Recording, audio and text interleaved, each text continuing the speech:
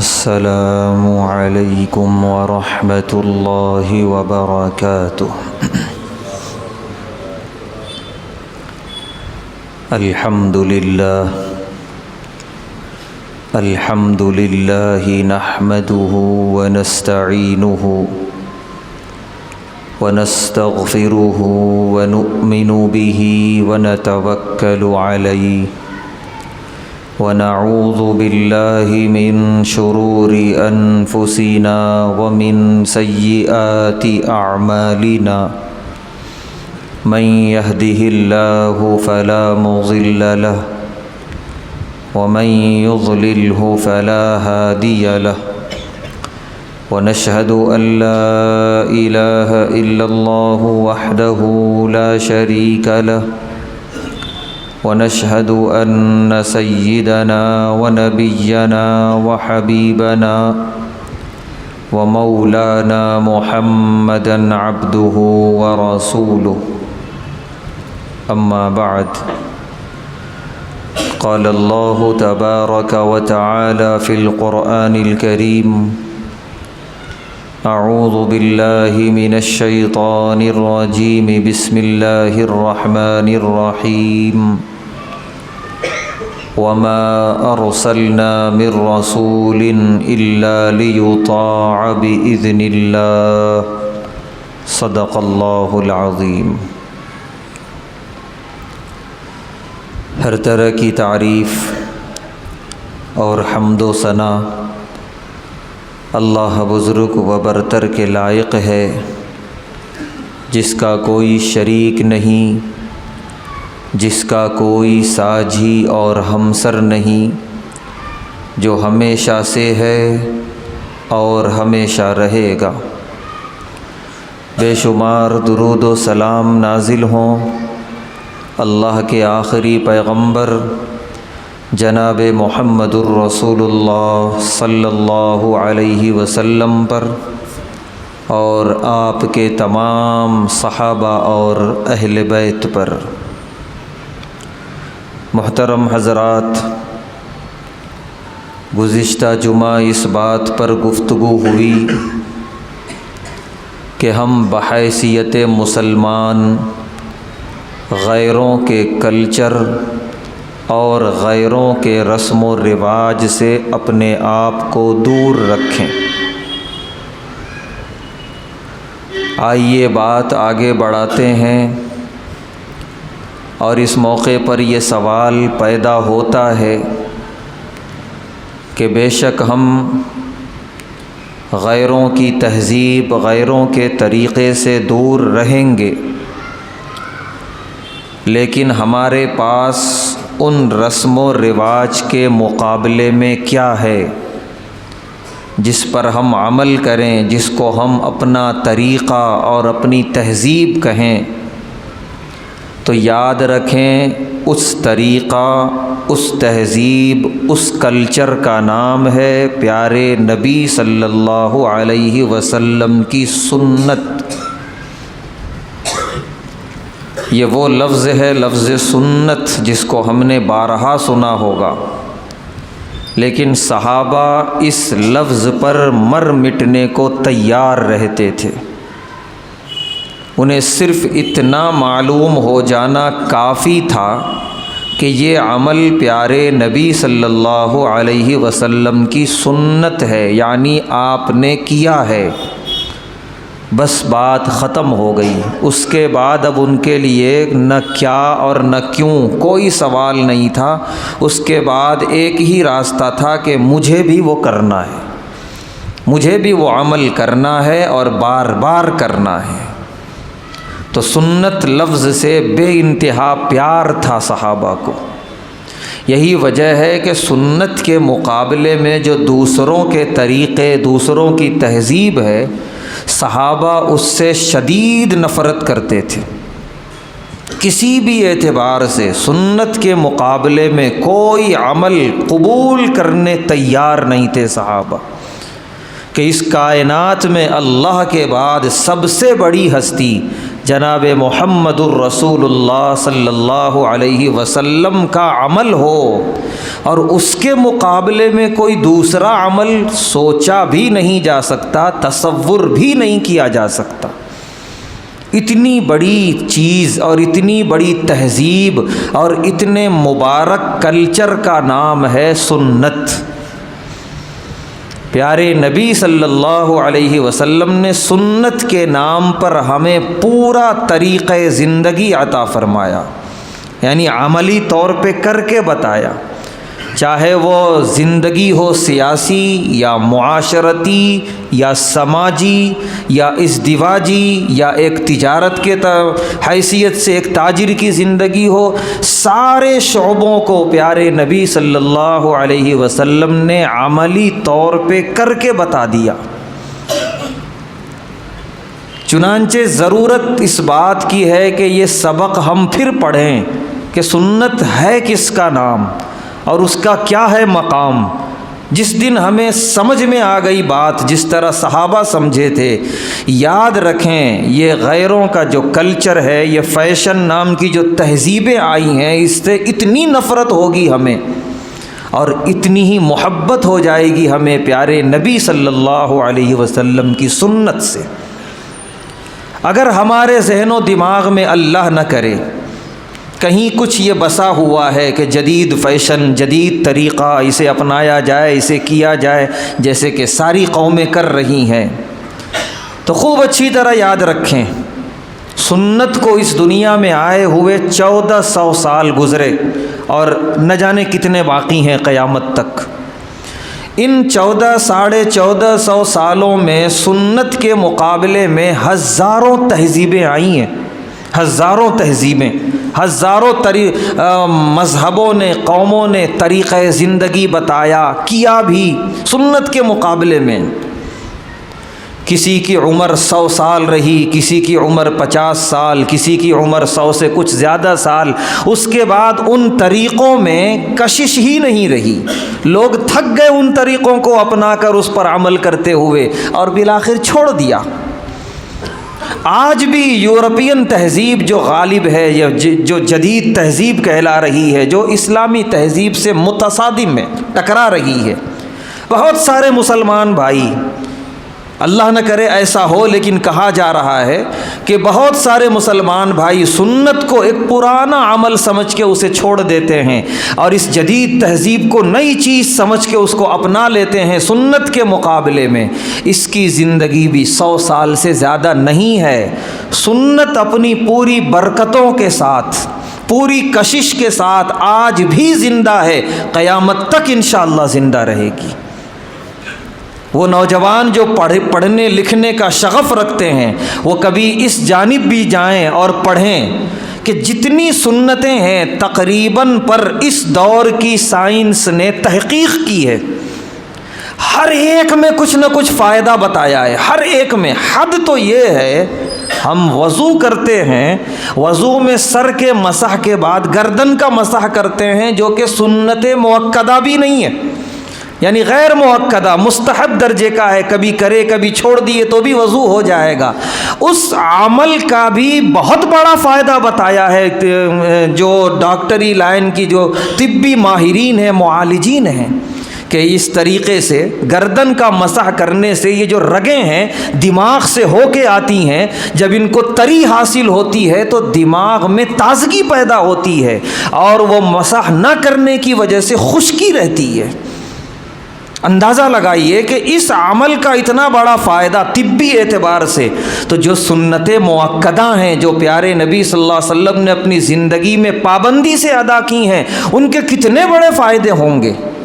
اس کے مقابلے میں جو جدید تہذیب ہے، کوئی ایک تحقیق کر کے بتا دے کہ اس کا کوئی فائدہ ہے سوائے نقصان کے، تو غیروں کا کلچر اپنے دل میں اس کی نفرت بٹھائیں، وہ ہمارے لیے سراپا نقصان دہ ہے۔ چاہے وہ کسی خاص تہوار کے موقع پہ کیا جائے، کسی خاص رات میں کیا جائے، نئے سال کی رات مان کر، یا کوئی خاص تقریبات میں کی جائیں، جیسے آج کل کی ہماری نکاح و ولیمے کی جو تقریبات ہیں، سنتیں بالکل سمٹ گئی ہیں اور غیروں کے رسم و رواج بھرے پڑے ہیں۔ سوائے نقصان کے، بے برکتی کے، نحوست کے کچھ بھی نہیں ہے۔ اور پیارے نبی صلی اللہ علیہ وسلم کی سنتوں میں واللہ برکت ہی برکت اللہ نے رکھی ہے۔ ہم سے زیادہ عقل مند تھے وہ صحابہ، ہم سے زیادہ ہوش مند تھے وہ لوگ، ان کی موجودگی میں جبرائیل آتے تھے، وحی نازل ہوتی تھی، وہ کتنا سمجھتے ہوں گے اسلامی مزاج کو، چنانچہ وہ دیوانہ رہتے تھے پیارے نبی صلی اللہ علیہ وسلم کی سنتوں پر عمل کرنے کے لیے۔ حضرت ابو دردہ رضی اللہ تعالی عنہ ہیں، ان کی اہلیہ ام دردہ رضی اللہ تعالی عنہ فرماتی ہیں میرے شوہر حضرت ابو دردہ رضی اللہ تعالی عنہ اسلام لانے سے پہلے بڑے سخت روح تھے، یعنی روکھے سوکھے انداز سے ملتے تھے، چہرے پر کبھی مسکراہٹ نہیں۔ وہ کہتی ہیں کہ ہزار میں نے ان سے کہا کہ ذرا مسکرایا کیجئے، لوگوں سے ہنس کے ملا کیجئے، لیکن نہیں۔ کہتی ہیں ایمان لانے کے بعد انہوں نے جو انداز دیکھا پیارے نبی صلی اللہ علیہ وسلم کا، لوگوں نے سمجھایا، جب اہلیہ نے سمجھایا تو اوروں نے بھی سمجھایا ہوگا، لیکن اس موقع پر کسی نے نہیں سمجھایا، صرف آنکھوں سے دیکھا انہوں نے۔ کیا انداز ہے ملنے کا پیارے نبی صلی اللہ علیہ وسلم کا، جو ملا ہو کے رہ گیا انہی کا۔ اس کے بعد حضرت ام دردہ رضی اللہ تعالی عنہ فرماتی ہیں میرے شوہر اتنا متاثر ہوئے پیارے نبی صلی اللہ علیہ وسلم کے مزاج سے کہ پھر کبھی ان کو میں سخت روح نہیں دیکھی، کبھی روکھے سوکھے چہرے کے ساتھ، غصے والے چہرے کے ساتھ کسی سے مل رہے ہوں یا گھر میں آ رہے ہوں، میں نے پھر زندگی میں کبھی نہیں دیکھا۔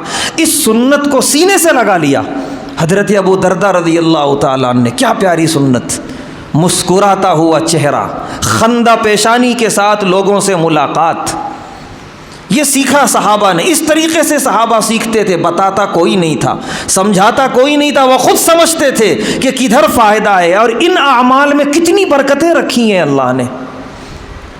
حضرت علی مرتضیٰ رضی اللہ تعالی عنہ، مضبوط حدیث ہے، ایک مرتبہ سواری پہ سوار ہوئے، دعا پڑھی سواری کی، سبحان الذی سخر لنا ھذا وما كنا له مقرنین وانا الى ربنا لمنقلبون۔ اس کے بعد کچھ تسبیحات پڑھی، سبحان اللہ والحمد للہ ولا الہ الا اللہ واللہ اکبر۔ اس کے بعد ایک دعا پڑھی، اللہم انی اسألک المغفرہ، اے اللہ میں آپ سے مغفرت مانگتا ہوں، ولا یغفر الذنوب الا انت، اور آپ کے سوا کوئی معاف کرنے والا نہیں ہے۔ اس کے بعد ہلکا سا مسکرائے۔ حضرت علی رضی اللہ تعالیٰ عنہ کے جو شاگرد وہاں تابعین موجود تھے، انہوں نے کہا کہ یہ آخری کی مسکراہٹ کا کیا مطلب؟ حضرت علی رضی اللہ تعالیٰ عنہ فرماتے ہیں بالکل اسی طرح پیارے نبی صلی اللہ علیہ وسلم اپنی سواری پہ سوار ہوئے تھے، بالکل اسی طرح دعا پڑھی تھی، تسبیح پڑھی تھی اور آخر میں ہلکا سا مسکرائے تھے۔ میں نے بھی یہی سوال کیا تھا پیارے نبی صلی اللہ علیہ وسلم سے کہ مسکراہٹ کس بنیاد پر؟ تو پیارے نبی صلی اللہ علیہ وسلم نے فرمایا تھا کہ جب بندہ کہتا ہے اے اللہ آپ کے سوا کوئی معاف کرنے والا نہیں، اللہ بے حد خوش ہوتے ہیں۔ کیا بندہ اقرار کر رہا ہے میری توحید کا، میری الوہیت کا، میری غفاریت کا، تو اللہ کے خوش ہونے کو یاد کر کے میرے چہرے پہ مسکراہٹ آ گئی، پیارے نبی صلی اللہ علیہ وسلم نے فرمایا۔ تو حضرت علی رضی اللہ تعالیٰ نے اس کو بھی اپنی زندگی کا معمول بنا لیا، سواری پر سوار ہوتے اسی طرح دعا پڑھتے اور ہلکا سا مسکراتے۔ سنت پیارے نبی صلی اللہ علیہ وسلم کو ایک مرتبہ دیکھ لیا بس کافی ہے۔ حضرت عمر بن خطاب رضی اللہ تعالیٰ عنہ کے بارے میں حضرت انس رضی اللہ تعالیٰ عنہ فرماتے ہیں کہ ان کے دور خلافت میں ان کے ساتھ حج پہ گیا، سیدنا عمر بن خطاب رضی اللہ تعالیٰ عنہ کے ساتھ۔ فرماتے ہیں کہ پیارے نبی صلی اللہ علیہ وسلم نے جو حجۃ الوداع فرمایا تھا، آپ نے جہاں جہاں پڑاؤ کیا، جہاں آپ کے خیمے لگے، جہاں آپ کی سواری ٹھہری، حضرت عمر بن خطاب رضی اللہ تعالیٰ عنہ اس سے ایک بالشت بھی ادھر ادھر ہٹنے تیار نہیں تھے، وہیں پر خیمہ لگانے کا حکم دیتے، وہیں اپنی سواری کو کھڑا کرتے، وہیں بیٹھتے، بلکہ حرم میں جس وقت پیارے نبی صلی اللہ علیہ وسلم تشریف لے گئے انہی اوقات کو بھی خاص کر لیا، میں بھی انہی اوقات میں جاؤں گا۔ حرم میں جس جگہ پیارے نبی صلی اللہ علیہ وسلم نے عبادتیں کی، دعائیں کی، اسی جگہ جا کے بیٹھے اور وہیں پر دعائیں کی۔ یہ کوئی دباؤ نہیں تھا، نہ نبی علیہ الصلاۃ والسلام کا حکم تھا میرے بعد جو خلیفہ ہوں گے وہ حج ایسے ہی کرنا، بالکل نہیں، ساری آزادی تھی۔ لیکن ایک محبت بھی کوئی چیز ہوتی ہے، ایک جو کہتے ہیں کہ سب سے بڑا زندگی میں جس کو مقام دے دیا جائے محبوبیت کا، بات ختم ہو گئی۔ اب ساری دنیا کیا کر رہی ہے مجھے اس سے کوئی لینا دینا نہیں، بس میرے محبوب نے کیا کیا میرے لیے اتنا ہی سب کچھ ہے، میری وہی معراج ہے۔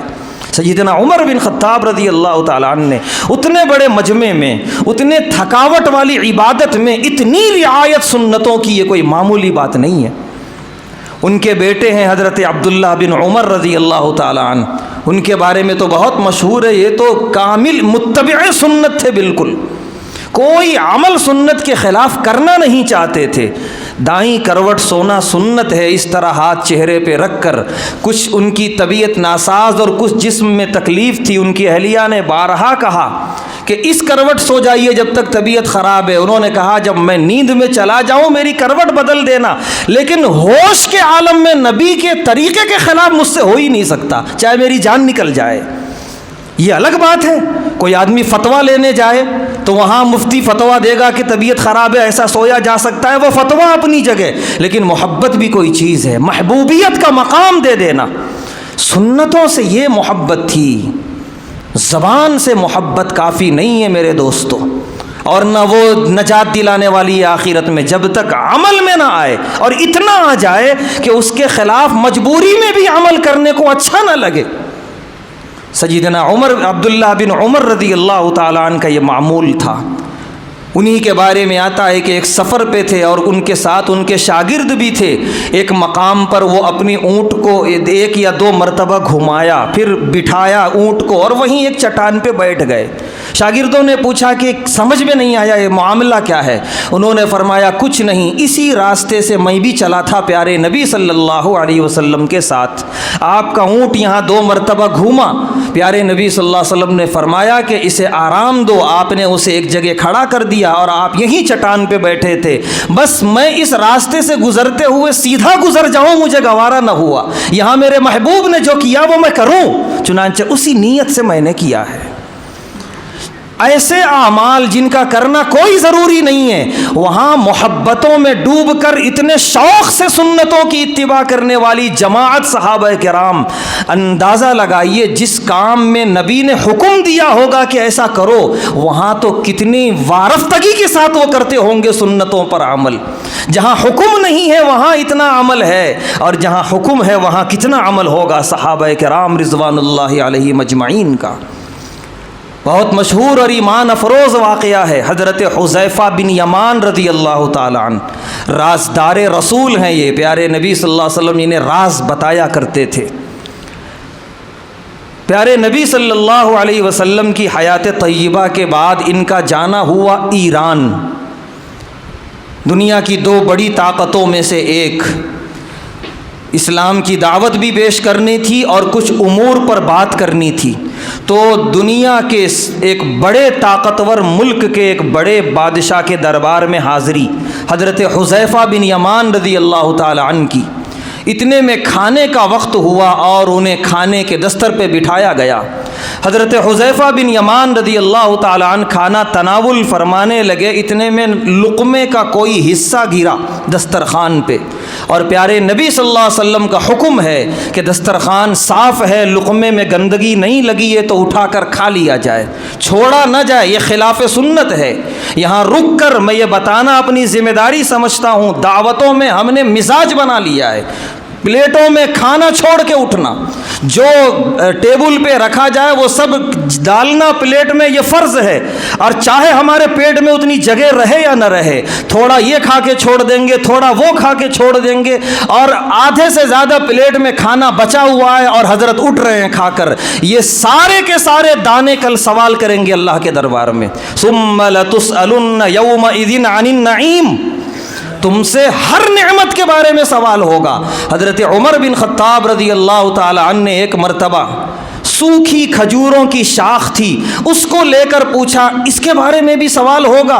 प्यारे नबी सल्लल्लाहु अलैहि वसल्लम ने फरमाया इसके बारे में भी सवाल होगा अगर तुमने ज़ाय कर दिया तो। जितनी इस्तेमाल के लायक है उसे इस्तेमाल किया जाए। आपने उसके आगे यही आयत पढ़ी, सुम्मा लतुसअलुन्न यौमइज़िन अनिन नईम, नेमतों के बारे में तुमसे सवाल किया जाएगा। रिस्क की नाकदरी रिस्क की बरकत छीन लेती है, याद रखें। हम शादी खानों में नाकदरी करेंगे, घर के रिस्क की बरकत जाएगी, क्योंकि रिस्क हमारा लिखा हुआ है, चाहे वो शादी खाने का हो या घर का हो। ये बड़ा अजीब मिजाज बन गया, पढ़े लिखे लोगों को भी देखा गया, मर्दों को भी ख़वातीन को भी, इतनी बड़ी बड़ी मिकदार में खाना प्लेटों में छोड़ के उठ जाते हैं। वही घर का खाना हो तो एक एक दाना साफ करके खाते हैं, क्यों? पैसों से ख़रीद के लाया हुआ है। शादी खाने का फ्री का है, मुफ्त का है, नाकदरी की जाए। सुबह सुबह फजर में कचरे के कुंडियों पे अंबार लगे हुए हैं खाने के, मिठों के, बिरयानियों के, खाने की चीज़ों के। काश वो चला गया होता किसी इंसान के पेट में, किसी गरीब के पेट में, लेकिन नहीं, वो सब फेंकने में जा रहा है। ये सब का सवाल होने वाला है। नाकदरियाँ न करे दावतों के अंदर खुदा के लिए, अल्लाह के रिस्क की कदर करे ताकि रिस्क की बरकत हमारे रिस्क और खानों में बरकरार और बाकी रहे। तो गिरा हुआ लुक़मा भी छोड़ने का हुक्म नहीं दिया प्यारे नबी सल्लल्लाहु अलैहि वसल्लम ने। प्लेट में छोड़ना तो और बड़ा गुनाह है। हज़रत हुज़ैफ़ा बिन यमान रज़ी अल्लाह तआला ने लुक़मा उठा के खा लिया। बाजू बैठे हुए शख्स ने कहा कि ये शाह ईरान का दरबार है, यहाँ गिरे हुए लुक़मे उठाए नहीं जाते। वो महबूब की महबूबियत से लबरेज जो उन्होंने जवाब दिया, अतरुकु सुन्नत हबीबी लिहाउलाइल हुमका, मैं अपने हबीब की सुन्नत छोड़ दूँ इन अहमकों की वजह से, इन बेवकूफ़ों को खुश करने के लिए अपने महबूब की सुन्नत छोड़ दूँ? क्या मकाम दिया रब्बे काबा की कसम उन्होंने प्यारे नबी को अपनी ज़िंदगी में। बड़े बड़े शाहों के शाह बैठे हुए हैं, सबको बता दिया मेरे महबूब के सामने तुम सब बेवकूफ़ हो। तुमने बनाया होगा कानून के गिरा हुआ लुक़मा ना उठाया जाए, तुमने बनाई होगी अपनी तहजीब, इसमें सिवाय बेवकूफ़ी और हिमाकत के कुछ भी नहीं है। रब्बे काबा की कसम आज हमें यह बोलना है कि हम अपने महबूब की सुन्नत के सामने न यूरोप का फैशन अपना न यहूद और नसारा का कल्चर अपनाएंगे। अगर ये बोलने में झिझक है, रब्बे काबा की कसम ईमान की कमजोरी है। हम अपने दावे में झूठे हैं कि अपने महबूब से बड़ी मोहब्बत रखते हैं। हम करके दिखाएं। शाहों के दरबार में बैठना, जरा से दौलतमंद, जरा से ओहदादार के पास जाके लोग मरऊब हो जाते हैं, जबानें बंद हो जाती हैं। शाहों के शाह के दरबार में बैठ के उन्होंने कहा अहमकों की वजह से अपने महबूब की सुन्नत नहीं छोड़ सकता मैं। दूसरा, रूम, ये दो बड़ी ताकतें थी दुनिया की।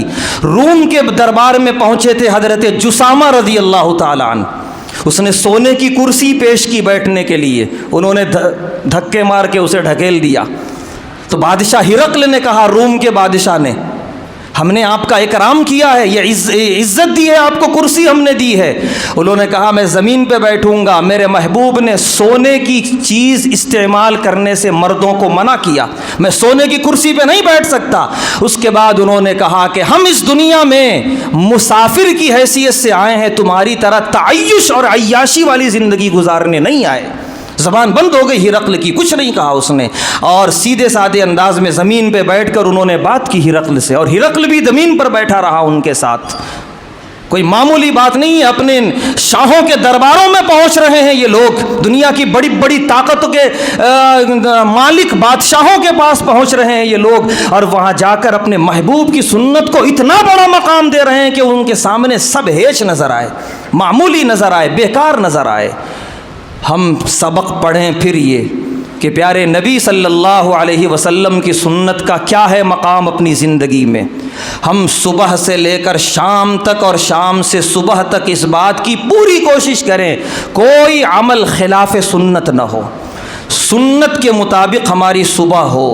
फजर की नमाज के लिए हम उठें, ये 8 बजे 10 बजे उठना और बाकायदा अलार्म लगा के सोना 8 बजे का, क्योंकि 8 बजे मुलाजमत पे जाना है, जॉब पे जाना है, उसमें देर ना हो।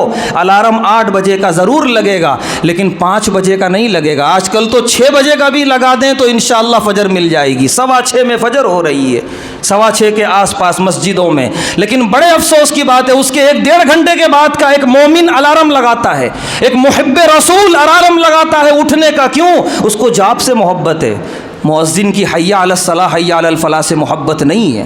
جس نماز کو میرے محبوب صلی اللہ علیہ وسلم نے فرمایا قرۃ عینی فی الصلاۃ، میری آنکھوں کی ٹھنڈک نماز میں ہے، اس ٹھنڈک سے اس کو کوئی محبت نہیں ہے. اس کو اپنی ملازمت اور جاب سے بے شک محبت ہے. وہ لگائے گا 8 بجے کا الارم لیکن 6 بجے کا نہیں لگائے گا کہ ایک فجر کی نماز ہو سکے. ہم کہاں کھڑے ہیں سنت کے مقام پر؟ ہم کہاں ہیں اپنی زندگی میں عمل کے میدان میں؟ ہم خود اپنے آپ کا جائزہ لے لیں. پورا دن ہم گزاریں سنتوں کے ساتھ، خندہ پیشانی سے ملیں، پوری دن زبان کا استعمال سنت کے مطابق ہو، جھوٹ نہ بولیں، کسی سے جھوٹا وعدہ نہ کریں، کسی کو گالی نہ دیں، کسی سے غیبتیں نہ ہوں، انتہائی حلال محنت کر کے حلال رزق کمائیں، نمازوں کی پابندی ہو اور سنت کے مطابق رات میں سو جائیں. یعنی پوری زندگی سنتوں کے مطابق گزار کے دیکھیں کتنی برکت محسوس ہوتی ہے. بالخصوص آج جمعہ کا دن ہے. جمعہ کی جو سنت ہے پیارے نبی صلی اللہ علیہ وسلم کی کہ آپ جمعہ کے دن سورہ کہف کی تلاوت فرمایا کرتے تھے. ہم ایک مومن ہیں، سورہ کہف پڑھیں، بڑی برکت رکھی اللہ نے جمعہ کے دن سورہ کہف کی تلاوت میں. جمعہ کے دن آپ خاص طور سے مسواک کیا. مسواک تو آپ ہر دن کرتے تھے لیکن خاص طور سے جمعہ کے دن اور زیادہ کرتے تھے. صفائی آپ کو بے انتہا پسندیدہ. جمعہ کے دن آپ غسل فرماتے، جمعہ کے دن آپ عمدہ لباس زیب تن فرماتے، جمعہ کے دن آپ خوشبو لگاتے اور اول وقت میں مسجد میں حاضر ہوتے اور آپ سے پہلے صحابہ موجود ہوتے تھے. یہ ساری سنتوں پر ہم عمل کر کے دیکھیں، الحمدللہ جمعہ کے دن اتنی روحانیت اور برکت محسوس ہوگی، انشاءاللہ آئندہ جمعہ تک وہ برقرار رہے گی. اور بہت سارے بھائی کرتے ہیں، اللہ انہیں استقامت عطا فرمائے، لیکن کچھ بھائی ایسا بھی جمعہ گزارتے ہیں کہ بس خطبے کے دوران کسی طرح آ گئے، نماز شروع ہونے سے 2-4 منٹ پہلے ادھر نماز ختم ہوئی اور چلے گئے. یہ تو بس یہ عارضی طور پہ اللہ کے دربار میں حاضری لگانا ہوا بس، اور اس سے زیادہ کچھ بھی نہیں. ایسے میں نہ سنتوں پر عمل ہوا، نہ روحانیت ملے گی، نہ اس کی برکتیں محسوس کی جائیں گی. اس لیے ضرورت اس بات کی ہے کہ غیروں کا کلچر، غیروں کے طریقے، اس کی نفرت اپنے دل میں بٹھائیں اور اپنی زندگی میں ہر روز صبح و شام، ہر جمعہ اور ہر نکاح و ولیمے کی تقریبات میں سنتوں کو پورا مقام دیں اور غیر سنت والے اعمال کو گھروں سے باہر نکال کے پھینکیں، چاہے دنیا والے کچھ بھی کہیں، کچھ بھی سوچیں. انشاءاللہ اس دنیا میں بھی اور مرنے کے بعد والی زندگی آخرت میں بھی اس کی برکت محسوس کریں گے. اللہ تبارک و تعالیٰ سے دعا ہے، اللہ تبارک و تعالیٰ ہم تمام کو سنتوں کا مقام سمجھنے اور اس کی اہمیت سمجھنے اور اس پر عمل کرنے کی توفیق عطا فرمائے اور غیروں کے رسم و رواج اور طریقوں سے ہم سب کی حفاظت فرمائے. وآخر دعوانا الحمدللہ رب العالمین.